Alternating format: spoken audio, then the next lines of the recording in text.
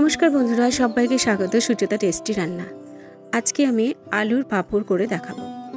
কিভাবে করলে এত সুন্দর সাদা হবে সেই পদ্ধতি করে দেখাবো। তাহলে চলুন শুরু করা যাক।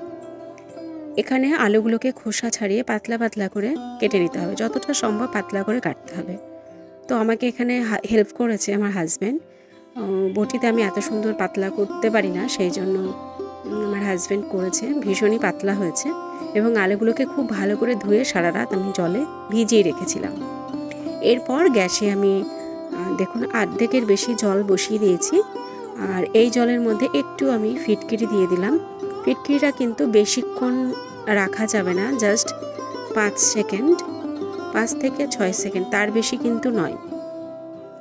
এরপর জলটা যখন গরম হয়ে যাবে তখন আমি এখানে 1 চামচ মতন লবণ দিয়ে দেবো।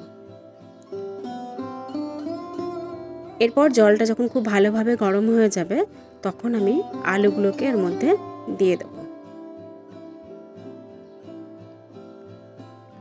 জল গরম হয়ে গেছে। আলুগুলো আমি যখন দিচ্ছিলাম তখন ক্যামেরাটা হঠাৎ করে অফ হয়ে গেছিলো, তার জন্য ক্ষমা চেয়ে নিচ্ছি। তো কিছুই করিনি, জলটা জাস্ট গরম হয়েছে আর আলুগুলোকে দিয়ে দিয়েছি। দিয়ে এরকম আমি একবার আলুগুলোকে উপর থেকে নিচ পর্যন্ত নেড়ে দিলাম। আর কিছুই করব না। এবার আলুটাকে কিন্তু সেদ্ধ করে নিতে হবে। খুব বেশি সেদ্ধ করা যাবে না, তাহলে কিন্তু ভেঙে যাবে।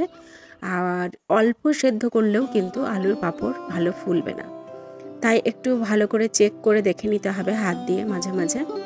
দেখুন আলুটা কি সুন্দর পাতলা হয়েছে, ভীষণই গরম। তো দেখছি সেদ্ধ হয়েছে কিনা।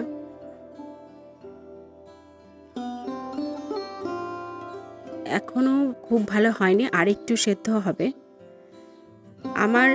আমার এখানে 2.5 কিলো মতন আলু আছে।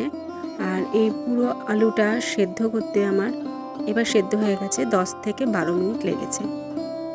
তো আপনারা এইভাবে চেক করে নেবেন, যখন দেখবেন আঙুল দিলে, নখ দিলে আর কি, নখটা তাড়াতাড়ি ঢুকে যাচ্ছে এবং অথচ আলু কিন্তু খুব ভাঙছে না, তাহলে বুঝবেন যে এটা হয়ে গেছে।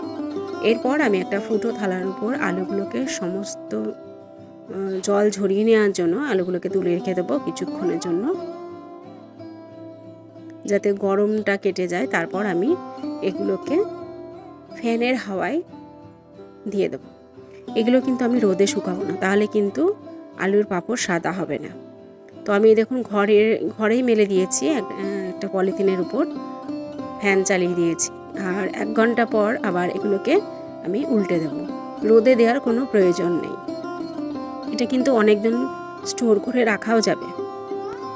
ফ্যান চালিয়ে দিয়ে এরকম জানালা খোলা রাখতে হবে, যাতে জানালা থেকে রোদের তাপটা আসে জানালা দিয়ে। তো 2 ঘন্টা পর ফ্যান অফ করে দিলেই হবে, আর এই রোদের তাপে কিন্তু শুকিয়ে যাবে। দেখুন কত সুন্দর শুকিয়ে গেছে। আর আলুর পাঁপড়গুলো কিন্তু প্রত্যেকটাই সাদা হয়েছে। তো এইভাবে আলুর পাঁপড় করে দেখবেন, পাঁপড়গুলো কিন্তু খুবই ভালো হয়। এবার আমি আলুর পাঁপড়গুলো ভেজে দেখাবো। তেল গরম হয়েছে এবং আলুর পাঁপড়গুলো দিয়ে দিয়েছি।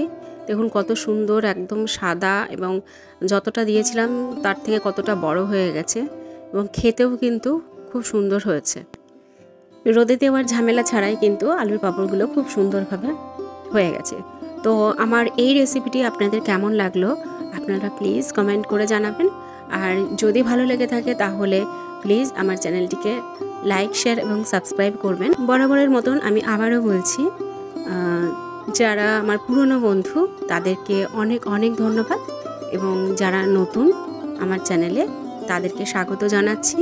এবং যারা ইউটিউব থেকে দেখছেন, এবং যদি আপনাদের ভালো লেগে থাকে তাহলে প্লিজ আমার চ্যানেলটিকে লাইক, শেয়ার এবং সাবস্ক্রাইব করবেন। আর যদি ফেসবুক বা ইনস্টাগ্রাম থেকে দেখে থাকেন তাহলে পেজটিকে ফলো করে দেবেন। সবাই খুব ভালো থাকবেন, সুস্থ থাকবেন, আনন্দে থাকবেন। আজকের মতন বিদায়।